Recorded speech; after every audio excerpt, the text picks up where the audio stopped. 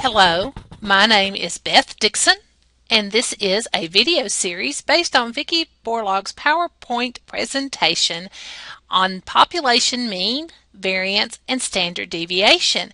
And we're working on an example on a book cart, and now we will do it using the list on the TI-84 calculator.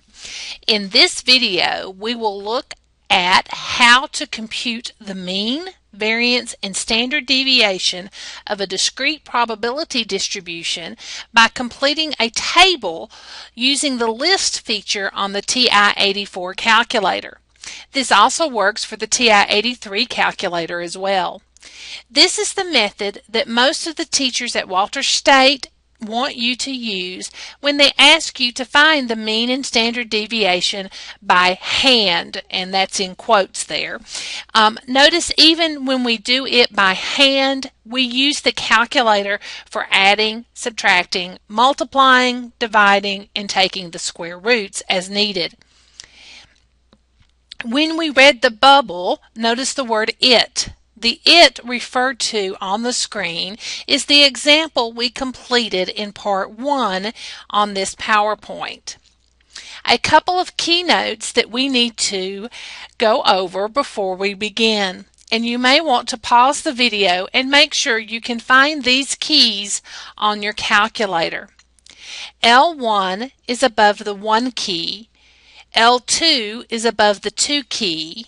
L3 is above the 3 key, and so forth. Add down the list. To get those, you press the second key and then the number key that corresponds to whichever list that you're looking for. And I may call that list 1 or L1, either one, but I'm referring to L1 or list 1. They're really interchangeable. Also, another key component is the sum command. The sum command is found in the menus, the list menus, above the stat key. And to get there, you will press second and then stat, and that will get you the list menu. So second, then list, and then you'll go over to math, and then it's the 5th item down on the list. Here is our discrete probability distribution from the first video, where X is the number of books on a cart, and we were to find the mean, variance, and standard deviation. We have our X values to be 0, 1, 2, 3, 4, and 5, and our probabilities to be 0.05, 0.10, 0.15, 0.25, 0.30, and 0.15. We will use the calculator this time to fill in our columns, and we will press, to start out with, stat, and then choose edit, and edit under the edit menu. The edit and the edit option should be the defaulted choices, so as soon as you press stat, both of those should be highlighted. So you should just be able to press enter. You may need to clear any data that is already in your columns. To do so, move your cursor up to the list name where there is data, press clear, and then enter, and that should clear out any old data that is in the list. You will then type the data into list 1 and list 2, placing the X values into list 1 and the probabilities into list 2. X values into list 1, probabilities into list 2. Your screen on your calculator should look like this down here in the lower right-hand corner.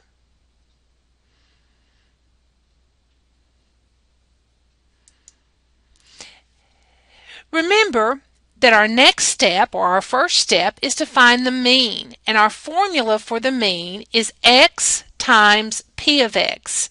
So we want to label our next column x times p of x on our paper.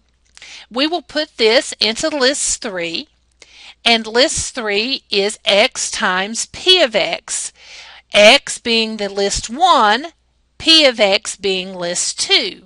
So again, list 3 becomes list 1, the x values, times list 2, the p of x values. To do this on the calculator, we will put the cursor on L3. Notice how L3 is highlighted. Once L3 is highlighted, you can then type L1 times L2, or list 1 times list 3, and remember from our earlier conversation how to get L1 and L2 on your calculator by pressing second and then the 1 key times then second and the 2 key. When you press enter, it should then fill in all of the numbers automatically for you without you having to do each individual multiplication yourself. Be sure to copy these values down on your paper as you're doing this yourself or as you're doing your problem to show your teacher that you've actually done the work.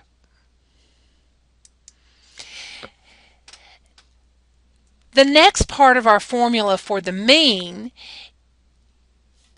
and our formula is our direction, is to find the sum.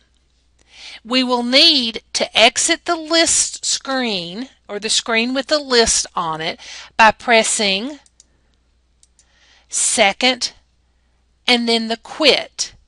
The quit is above the mode key, and by pressing second we obtain the quit. Ms. Borlaug then pressed clear to clear the home screen to make it easier to see what's going on. Our numbers are in list 3, so we need to find the sum of list 3. Recall at the beginning of this that we did talk about where the sum command was, as it's under the list menu. So we'll press second, then list, which is above the stat key, then go over to the word math, and then choose the word sum. That brings up sum and the parentheses. Then we will type L3, close the parentheses, and press enter. The calculator then should tell us that the sum of list 3 is 3.1, and we have the sum of that column. This is the mean because that is the sum of the x times p of x column. Now to find the variance. Remember from our formula that we have 4 steps in finding the variance. Step 1 is inside the parentheses by order of operations and to subtract each x value from the mean. We will put that in the 4th column.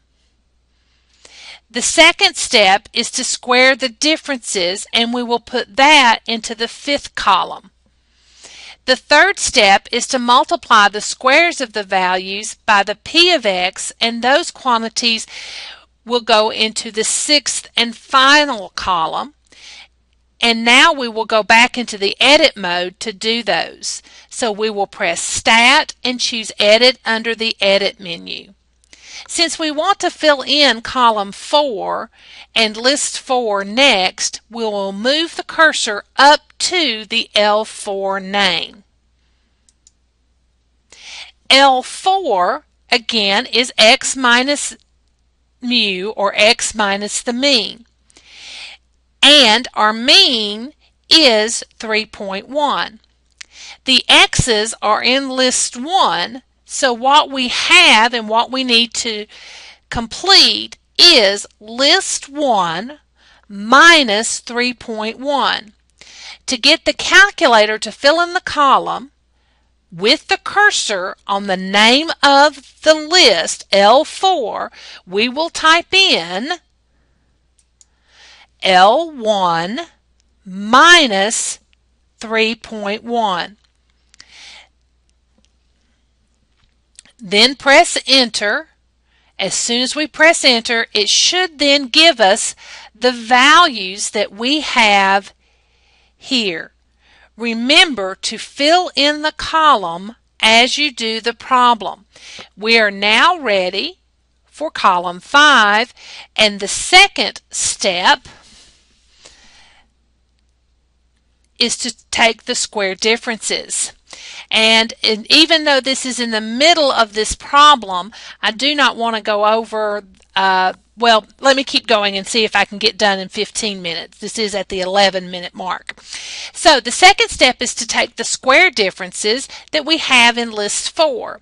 So list 5 needs to be equal to list 4 squared. And so we will take and put the cursor on list 5 and type in, when it is on list 5, list 4 squared. It must always be on the list name when you're typing in this operation. And we type in list 4 squared and then press enter.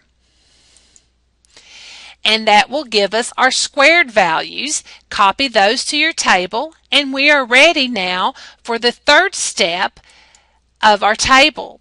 Remember, that takes the squared values and multiply those by the probability. So that means we need to take the squared values, which are in list 5, and multiply those by the probabilities, which are in list 2. So L6 will be list 5 times list 2. Place your cursor on list 6, type in L5 times L2, press enter, and the calculator will fill in that last column.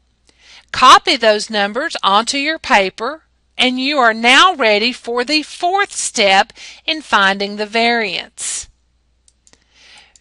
Remember that the fourth step in finding the variance is to sum together all the numbers in this last column, column 6 or list 6. We will let the calculator help with this as well by using the sum command. It is important to remember to exit the list screen before trying to access the sum command.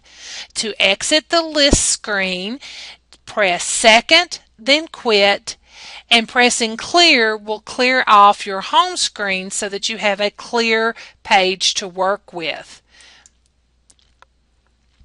Then you'll press second, list, above the stat, math, then sum, that will open a parentheses.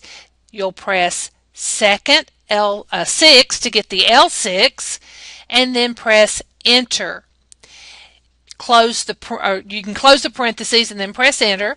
The calculator gives us the sum of list 6, which is 1.89, and if you watch video 1, you'll remember that is indeed the variance. The last part of our problem is to find the standard deviation, and our standard deviation is simply the square root of the variance, and we'll let the calculator do our work for us by typing second to get the square root, and then second ANS, which is the key above the negative sign, and then close the parentheses,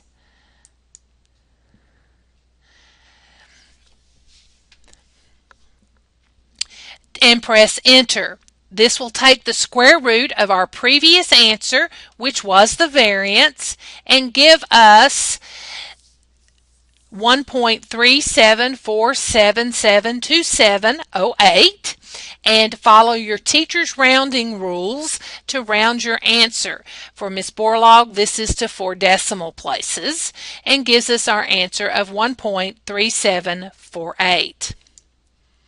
And I did keep it right at 15 minutes, so I'm starting part 2 here on this PowerPoint, and I will pick up on how to use the calculator to check your answers in the next video on this series. And as always, if you need additional help and are a Walter State student, please stop by and see me in the math lab in MBSS 222. Thank you.